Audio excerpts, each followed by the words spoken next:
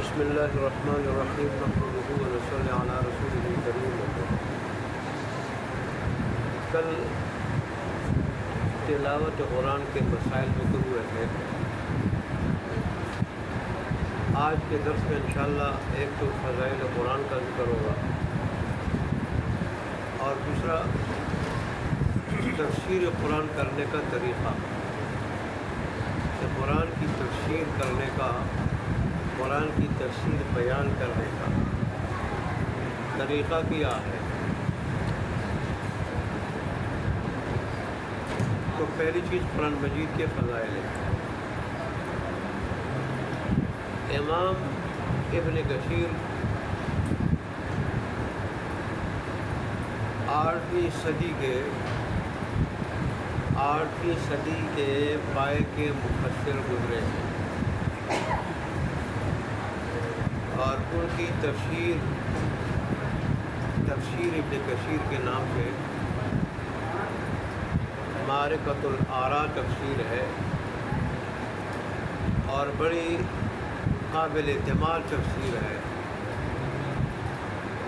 انہوں نے تاریخ کی بھی ایک کتاب لکھی البدایہ والنہایہ کے نام سے، جس میں انہوں نے آدم علیہ السلام سے لے کے اپنے دور تک، آدم علیہ السلام سے لے کے اپنے دور تک جتنے بھی واقعات ہیں، تاریخی روایات ہیں، ان کو سند کے ساتھ، صحیح سند کے ساتھ ذکر کیا۔ اور یہی وجہ ہے جہاں ان کی یہ تفسیر بڑی مقبول ہے، مشہور ہے، تفسیر ابن کثیر، وہاں ان کی تاریخ کی یہ کتاب البدایہ والنہایہ بھی بڑی مقبول ہے، مشہور ہے، قابل اعتماد۔ انہوں نے بخاری کی بھی شرح لکھی ہے۔ تو وہ تفسیر بالقرآن کے ضمن میں لکھتے ہیں کہ قرآن تمام کی تمام کتابوں سے اشرف کتاب، اکمل و اشرف کتاب ہے، سب سے زیادہ شرافت والی، عزت والی اور مکمل کتاب۔ مطلب کیا؟ قرآن مجید پر ایمان لانے والا، اس کو سیکھنے والا، اس پہ عمل کرنے والا، اللہ تبارک و تعالیٰ اس کو سب سے زیادہ شرافت، سب سے زیادہ عزت عطا کرے۔ اور وہ پہ کہتے کہ اس بات کو دیکھو کہ یہ قرآن مجید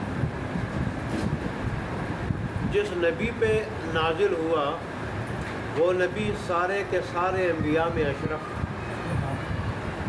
سارے کے سارے انبیاء میں اشرف، سب سے زیادہ شرافت و عزت اور مقام رکھنے والے، یہاں تک کہ اللہ کے بعد اگر مقام ہے تو انہی کا ہے۔ پھر کہتے ہیں کہ جس زمانے میں نازل ہوا، وہ زمانہ بھی بہترین، خیر القرون کے نام سے، خیر القرون کے نام سے زمانوں میں بہترین زمانہ گردانا کیا۔ اللہ نے نہیں فرمایا خیر القرون قرنی ثم الذین یلونہم ثم الذین یلونہم، بہترین زمانہ میرا ہے۔ کیوں؟ یہ نزول قرآن کا زمانہ ہے، نزول قرآن کا زمانہ، جس زمانے میں نازل ہوا وہ زمانہ بہترین، اللہ کے حبیب نے اس کے بہترین ہونے کی گواہی دی۔ اور پھر اس زمانے کے ساتھ جتنے لوگ قریب ہوتے گئے، قریب گزرتے گئے، وہ بھی بہترین ٹھہرے۔ یہ تابعین ہے اور پھر تبع تابعین ہے۔ تو اس سے قرآن کی شرافت، قرآن کے احترام کا، مقام کا اندازہ لگانا چاہیے کہ جو لوگ اس زمانے کے قریب گزرے وہ بھی بہترین، بلکہ اس زمانے کے قریب گزرنے والوں کے قریب گزرے جیسے تبع تابعین، وہ بھی کیا ہے؟ بہترین۔ اور دین کے معاملے میں ان کی بات بھی اللہ کے حبیب نے حجت قرار دی ہے۔ جس مہینے میں اترا وہ مہینہ سارے مہینوں سے اشرف، شہر رمضان الذی انزل فیہ القرآن، رمضان کا مہینہ تھا، وہ مہینہ جس میں قرآن جیسی کتاب اتری ہے۔ ہدی للناس، لوگوں کی ہدایت کے لیے، اور جس رات میں یہ قرآن مجید اترا وہ رات 1000 مہینوں سے بہتر، وہ رات 1000 مہینوں سے بہتر۔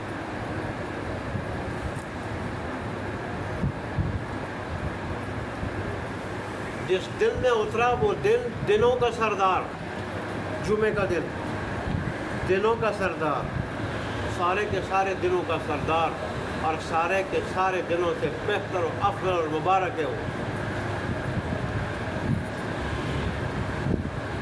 اس کی عبادت بھی جو ہے نا وہ کیا ہے، افضل ہے۔ دیکھیں، یا رمضان ہے جس میں کوئی مر جائے اسے حساب کتاب نہیں ہوتا، اور یا پھر جمعے کا دن ہے، ہاں رمضان بھی آیا غیر رمضان میں جمعے کا دن ہے جس میں کوئی مر جائے اسے قبر کا حساب نہیں ہوتا۔ اور قبر پہلی منزل ہے، جو اس پہلی منزل میں اللہ تبارک و تعالیٰ کے رحم و کرم کا قابل ہو جائے، اور رحم و کرم میں لپیٹا جائے، تو اللہ کی رحمت سے امید ہے کہ آگے اور منزلیں بھی اس کے لیے کیا ہو جائے گی، آسان ہو جائے گی۔ دن کو فضیلت ملی کیوں ملی؟ کہ اس دن میں یہ اترا، اور جس امت کو یہ قرآن ملا، جس امت کو، وہ امت ساری امتوں سے بہترین قرآن کہتا ہے کنتم خیر امت، تم بہترین امت ہو۔